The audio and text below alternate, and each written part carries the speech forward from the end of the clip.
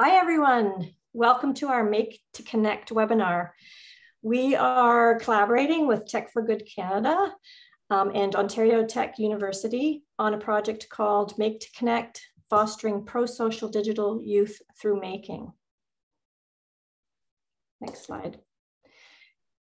So we have a whole session planned for you today, outlining how you can get involved with your students, or if you're a youth between the ages of 13 and 18, you can get involved just on your own time. What we're going to do in this webinar is we'll introduce ourselves, then we'll talk about the challenge and social media activism. We will go over the project timeline, and we'll talk about the prizes that we have available and how the submissions will be judged, and then we'll open it up for any questions that you might have. So I'm Dr. Jeanette Hughes, and I'm a professor and a Canada Research Chair at the Faculty of Education at Ontario Tech U. And I am the principal investigator on this project, which is funded by the federal government of Canada.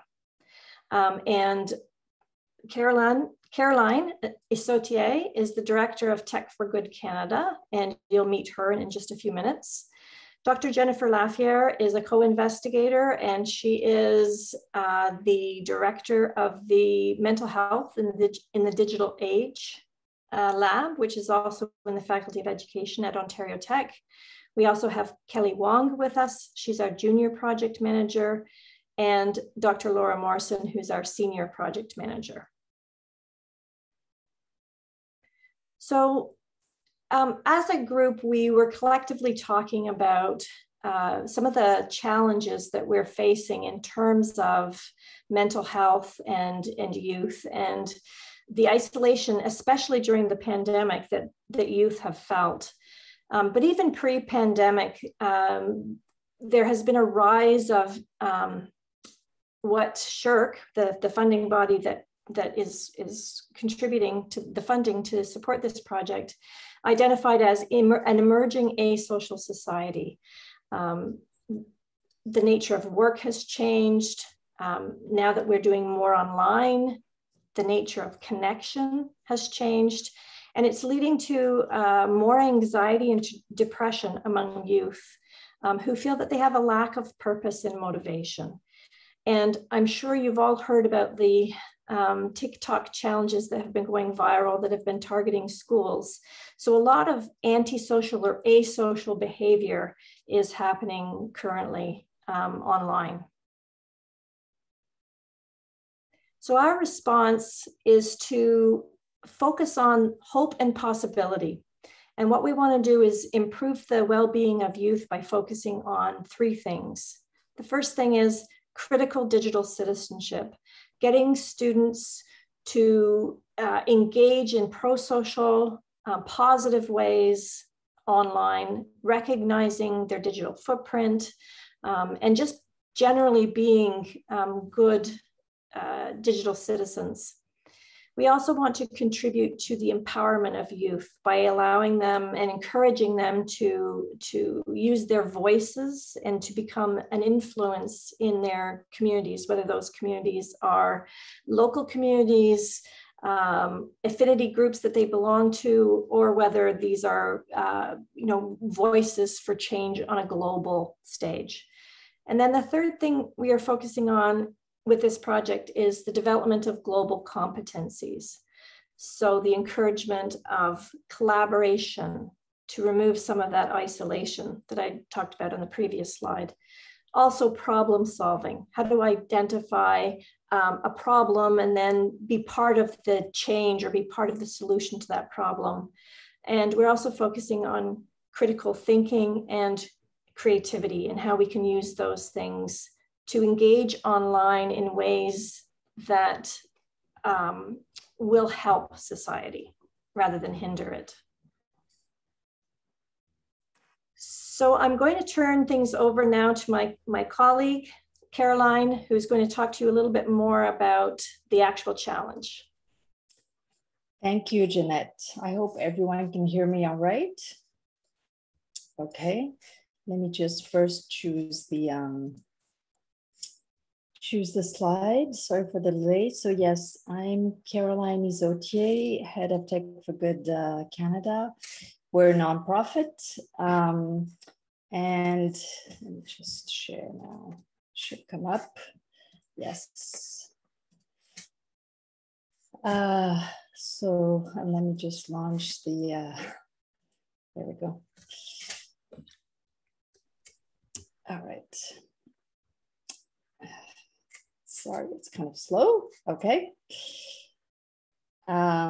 So yes, just to preface our innovative approach here with Jeanette's team, I do want to preface that, at Tech for Good Canada, we sort of liken social media and the web in general to the Wild West era. So it's a land of cowboys and cute girls, and just may the best, the strongest one wins. So there's really no regulation in this new environment that's only maybe 20, 25 years old.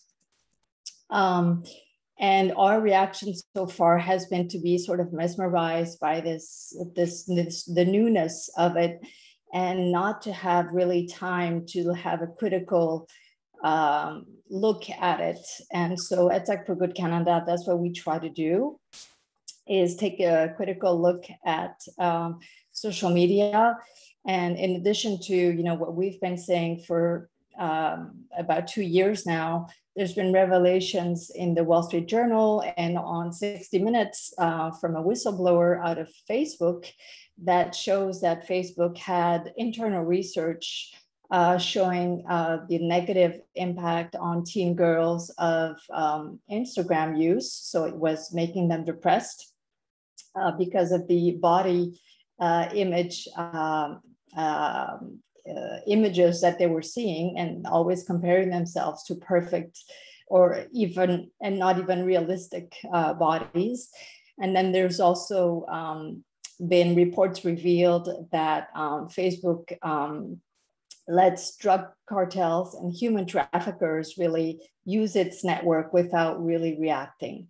So in this effort, we're not saying everything is perfect on social media, far from it, but we're trying to take an innovative approach to fight some of the negative aspects that do exist there today, and that probably a lot of US teachers are weary of and are sort of more likely to avoid than to migrate to, because you've seen some of the distraction that it causes among children and other issues.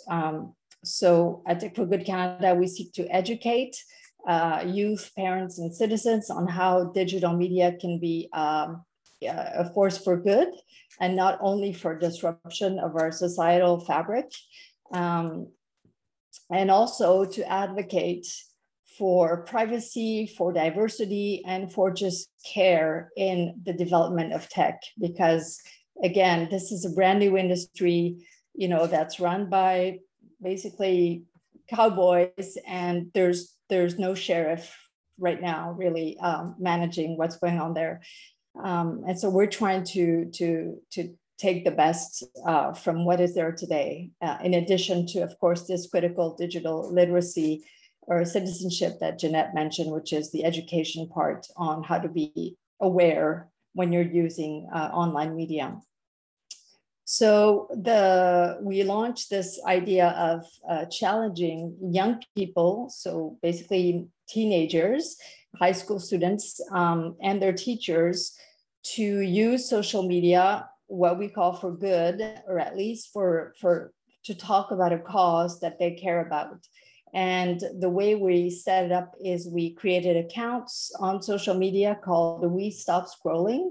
So we're focusing on 2 social media, TikTok and Instagram.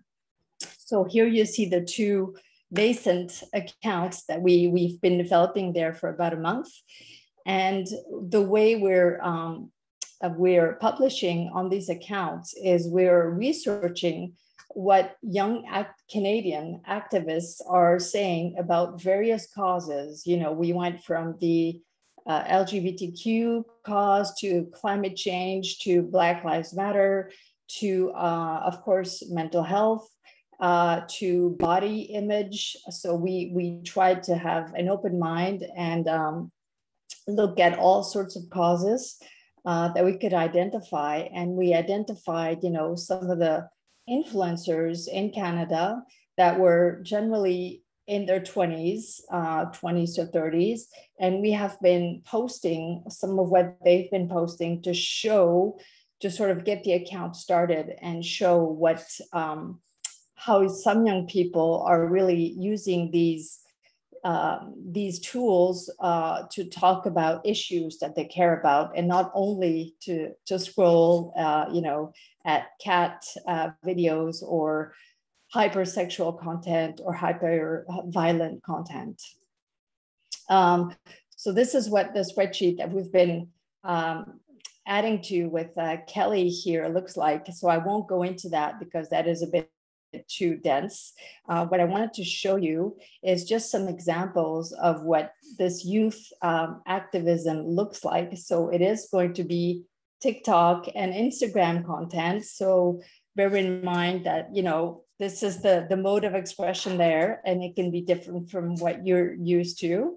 But it is definitely the mode of expression that teens today are used to and are really basically seeing most of the time that they're online. So they're not seeing TV, they're not seeing print. That's what they're seeing. Yeah, so since we chose these two media, TikTok and Instagram, because basically most of us here have more familiarity with Instagram. It's been around longer than TikTok. That was only released in 2018, so that is a little over 3 years old. But as probably a lot of you teachers know, teenagers today are really flocking to TikTok. So TikTok is really the new social media of the new flavor, basically. And so we wanted to be on those two media, and so we've been comparing how activists behave on one media versus the other. So we'll share some of that so that you know the codes on each of these media and how they're different. Again, we'll talk about the various causes, and we compared, how they were on Instagram. So I'll go into those examples after this. So I'm going to have to leave my presentation, and hopefully you can see. Can you see an Instagram page here, or am I still in my presentation? Yes, great. All right.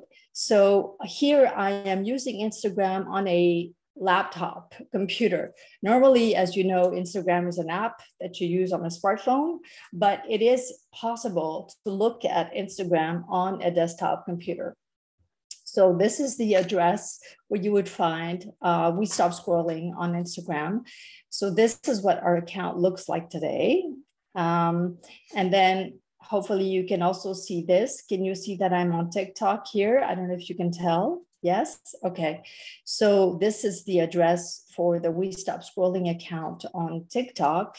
And so this is how, if you didn't want to install those apps on your phone, this is how you would look at the We Stop Scrolling account, for example, or any other account. I have to say though, that you have to be logged in to access this page. So you would have to use either one of the class We Stop Scrolling accounts we can create for you, or some other personal account just to view this page online, because it is going to ask you to log in. Our accounts are just for now. We created a few TikToks. One is with Kelly, another one is with Kevin, to try and explain the challenge in TikTok style to basically young people, that I could show you later. But I want to go to the examples of the activists right now. So one of them is, I think if I go back, I should be able to see where I was 4, yes. So one of them is called J. Roy Makokas. And so he's a Cree, he's an indigenous person. And he's in his 20s, 30s. So he already has, maybe 30s. He already has 2 children. So, but he is quite popular. So as you can see, he has 553,000 followers on TikTok and 6.4 million likes. That means 6.4 million people reacted to his videos. For those of you who don't know TikTok at all, TikTok is a video creation tool basically today, with a lot of help for you to create these videos. It's really actually a super sophisticated tool to create videos, and you can add text, you can add music, you can shoot anything, but you can also add still visuals to the video. So it's just a very elaborate video creation tool. So this is just to compare, just for you to get a flavor of what, and I consider him an activist for a cause because he basically talks about indigenous culture, masculine men or boys on TikTok and Instagram tend to be more on the humor side than women. So he uses humor a lot. It's not always humorous, but he will generally have a humorous tone. And another point is that, so as you can see, these are his followers on TikTok. And if we go on Instagram, he has much less. So he only has 4,700. And here we saw it was 553,000. So there's multiple reasons for that. First of all, for someone who wants to, the tone on TikTok is going to be more humorous, more lighthearted, even though, again, there is this hyper-violent, hypersexual content as well. But in general, it'll just be more of a one-person tone. So it'll be one person talking to their audience.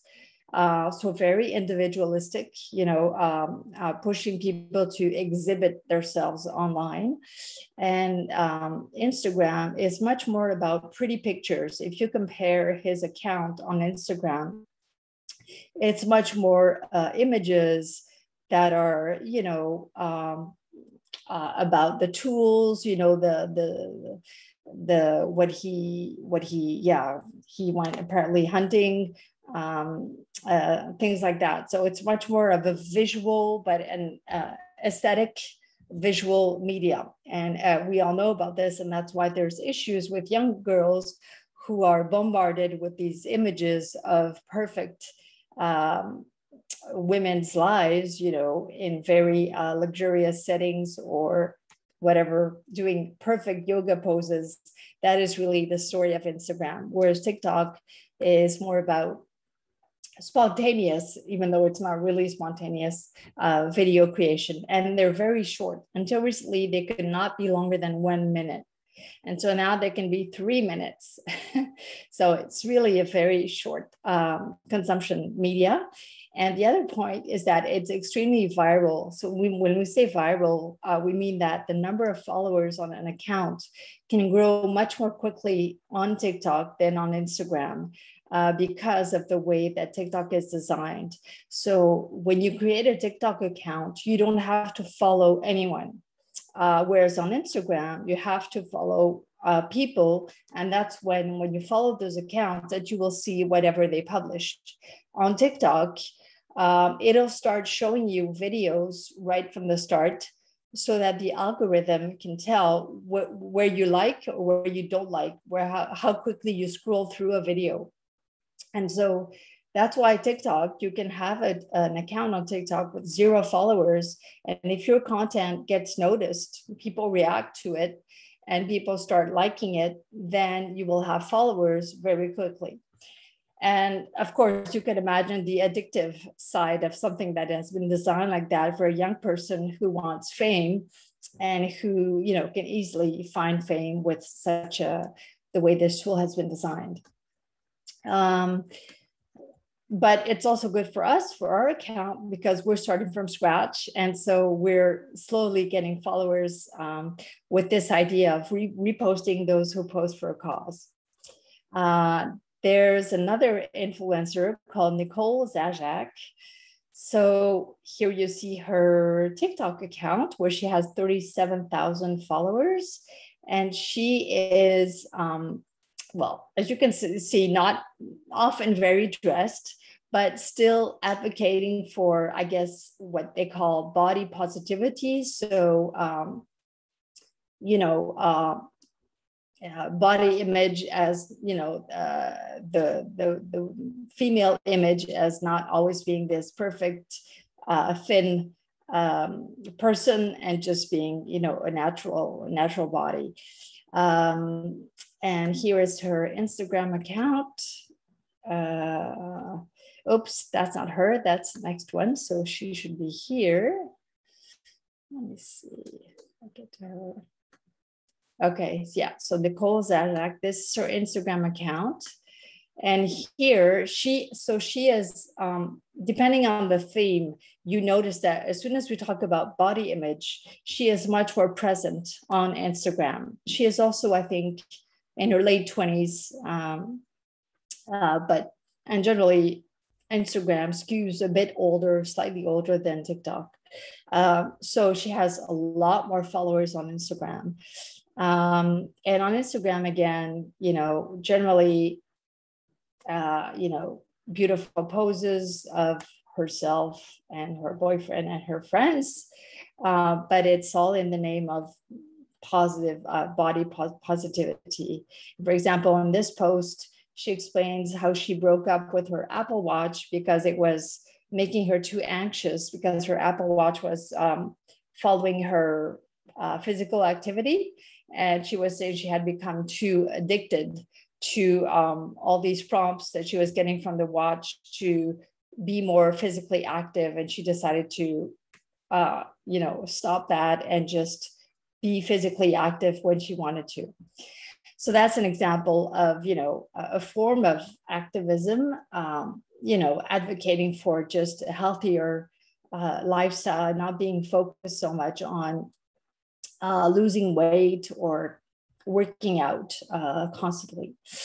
And another example I wanted to show you. So again, you can see the difference between her TikTok account and her Instagram account. She does not post the same thing. So I encourage you to go check these out if you want to understand this world where most teens live today, and how it can influence them. And so actually that's our account. And here is a third example, and she is an Indigenous, but also, Indigenous artist, but also advocate for the Indigenous culture. And she does jewelry, beading. So she will feature her jewelry quite a bit, especially on Instagram. So this is her Instagram account, which is really more about her jewelry. And so she has 34,000 followers there. But on her TikTok account, there it is, she has 87,000 followers. So she is, since we're not talking about body image, as you notice, she is more present on TikTok than Instagram.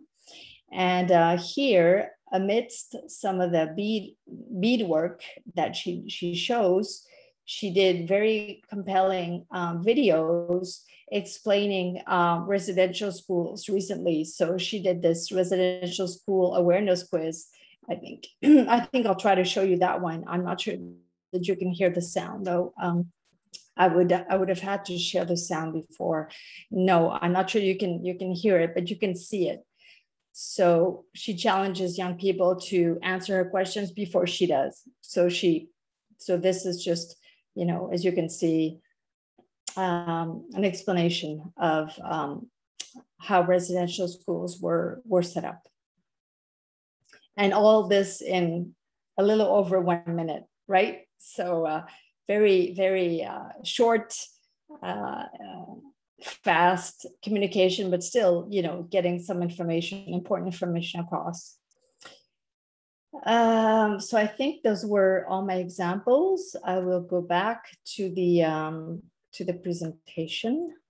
So if you're curious about, having sort of a curated view of TikTok and Instagram, one where you don't have to be lost amidst, everything that's there, which is basically the best and the worst that humanity can produce, since there's no filter. You can follow the We Stop Scrolling accounts, and you'll see what we repost while we wait for some students to create some content and post that content as well. But we want to inspire students, because we do recognize that when you're 13 to 18, advocating for a cause is maybe not the first thing you have in mind, but maybe you can be inspired by a young adult who is doing that. So let's continue with the presentation. Oops, actually, I lost the presentation. Let me just start again. There we go. All right, so these were my examples. Oh, I'm sorry, I'm clicking on the link. Okay. All right, so let's see. I won't click. Maybe I'll use this. So yeah, just to recap, what is the social media world that the young people live in today? It's all about individualism and exhibition, so exhibiting yourself, basically. Hashtags rule. So there's no, the way you follow, basically you follow trends or topics based on hashtags. So we started, searching under, for example, body positivity, climate change, climate crisis, climate justice. This is how you find content, and this is how people publish. So there's no chapters, it's all hashtag based. It's basically, these are global media. We have, it's a very difficult exercise that we've been going through with Kelly, is to try and find the Canadian content amidst these global platforms, because it's not, the notion of geography is not present. It's global by default. So to bring it back to the local takes an effort. You're basically fighting the design of the platform if you want to be local. The calls to action are called, influencers will say, can you duet this? So a duet is you take an existing TikTok and you can feature yourself. It's a split screen. And so you're commenting basically on that other TikTok.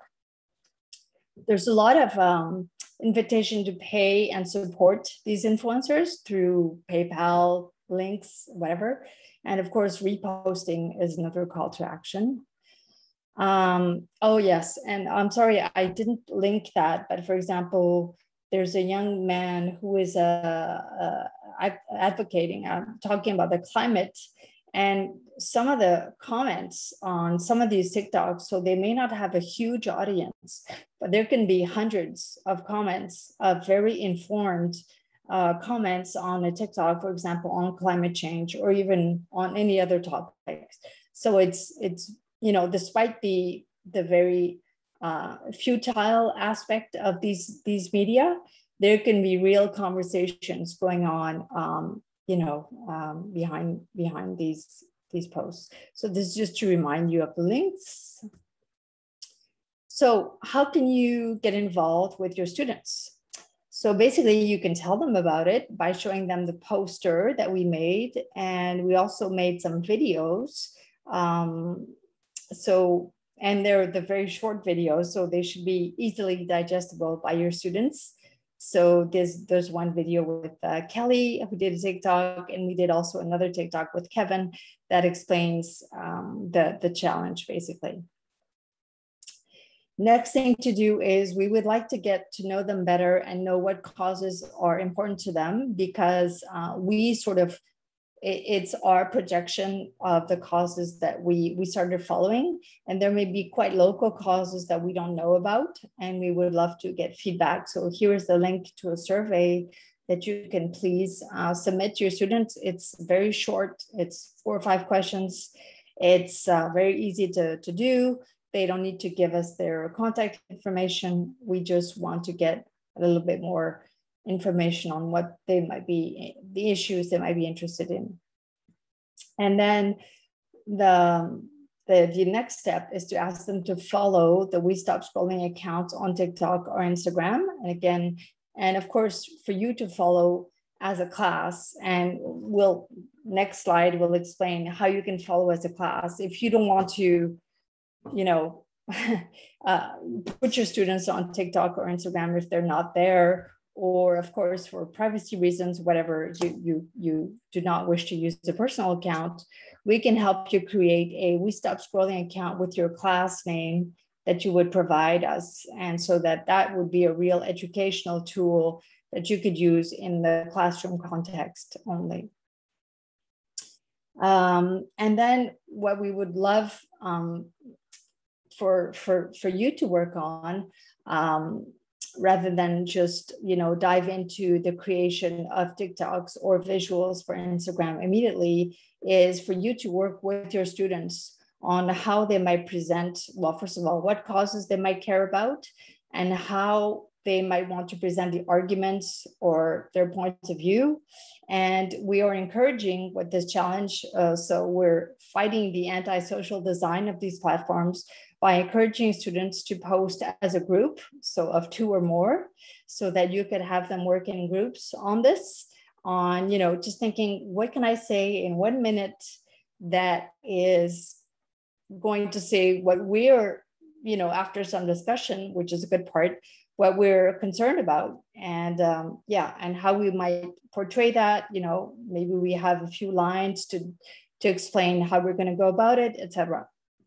So it's a real, you know, maker, you know, a chance to make something that has real educational value behind it. And yeah, join us in training sessions and the creation of these actual TikToks. So you're welcome to start, you know, in your classroom beforehand, but we also have set up, as you can see later with Kelly, who's going to go over the timeline. We have set up days on Saturdays where you can join us remotely with your students and be mentored by both some young activists that we're connected with and some Bachelor of Education students who will help you and your students work on TikToks or Instagrams during that day. And if you prefer, using the class account. So now I'll pass it over to Kelly, and Kelly, let me know when I need to switch slides. Awesome. Thank you so much, Caroline. Hi, everyone. My name is Kelly, and I'm the Junior Project Manager, and I'll be sharing some details about the project's timeline. So today's teacher information session is the first step of the project. And then in less than a month, on November 8th, we're going to be hosting a teacher PL session. PL stands for professional learning. This session will mainly go over what digital citizenship and activism are and how they intersect. It will also go over what digital citizenship represents, so how it's evolved over the past 5 to 10 years in both the K-12 context and also in society as a whole. And the session will provide, it will also explore civic engagement through social media and how to help students develop the skills that they need to navigate their digital worlds, both for consumption and also production of online content. The goal is just to help students understand how social media can be used for pro-social purposes like digital activism and civic engagement. Also on November 8th, we would like to help teachers connect this content to curriculum and to learn about some activities that could be implemented in grades 7 to 12. And we'll be asking those participating in the research study to do a pre-project survey before the presentation. Next up, we've got our kickoff event on November 27th, and I'll talk more about that day later on. After November 27th, the youth are off and they'll be creating and posting on social media. During this time, they'll be mentored by students of Ontario Tech University's Bachelor of Education program. And then 2 weeks after the kickoff, we're going to be having our wrap-up event on December 11th. It's going to be a really, really fun event. We will be giving out some Indigo and Decathlon gift cards. And then right after that, we're doing post interviews with those participating in the research project. Next slide, please. Thank you. So some more information on the kickoff event on November 27th, which is entirely online. The day starts at 10 o'clock in the morning. After some introductions, we'll hear a presentation about some of social media's impacts on mental health. And then we'll do an introduction on the We Stop Scrolling Challenge, followed by presentations from youth activists. They'll talk about their experiences with social media activism and why they're passionate towards social causes. And then after that, there's going to be an activity to do with some extra discussion and work time scheduled towards the end. Next slide, please. So we're asking anyone interested in attending any of the events later on to pre-register. So this includes the teacher PL session on November 8th, the kickoff on November 27th, and the wrap up on December 11th. And you can pre-register by clicking the link attached to each of the dates. And I'll now pass it back to Caroline to talk about judging criteria and prizes. All right, thank you, Kelly. Yes, so as we were telling you, the objective of this innovative research is to encourage these types of behaviors. Of course, we'll be judging on originality and innovation. So, you can see the more detail when you click on the visual of the to the right, where we're going to have different levels of originality. But we're also going to be awarding more points when it's a common effort versus an individual effort to encourage, again, social behavior. We're going to be looking at how much critical engagement the artifact created. So how many comments, did this provoke reactions in the audience, and how much? And then we're encouraging, BIPOC representation. So there are points given to that just to make this as diverse as possible. Oh, yes. And the final point is so that this is not slacktivism or just, activism online that doesn't lead to any real world action. We are awarding points when there's a real call to action in the real world, in the online production, to really connect with the real world and again, social or activist behavior. Yeah, so these are the prizes that Kelly was mentioning, $25 gift cards. Here below, you have also a link to an article on the Tech for Good Canada site that has all this information plus the details of the prizes. So there's going to be it's a total $600 value split between some prizes for teachers. So the gift cards are for you to choose between this sporting goods store or Indigo. And so there'll be, I think, if I recall well, about 8 gift cards for teachers, if I'm not mistaken, and then 16 gift cards for students, teachers who get involved with their class. Maybe you want to also do TikToks, but if you just get involved with your class, then you can be selected to win a prize. And I guess that's it. If you have any questions, we're happy to answer them. This is all our social media links, in addition to, of course, our websites, which are STEAM 3D Maker Lab and then techforgoodcanada.org. If I could just finish up by mentioning something about the research component. Kelly mentioned that we would like to do interviews or focus groups with the research participants. I want to make a distinction here that you can definitely participate without being part of the research. And we'll just be inviting people who want to be part of the research to identify themselves. And but anybody can participate. But we would be giving more information out about the research, or if you have questions about the research aspect, definitely reach out and contact one of us. Thanks for joining us.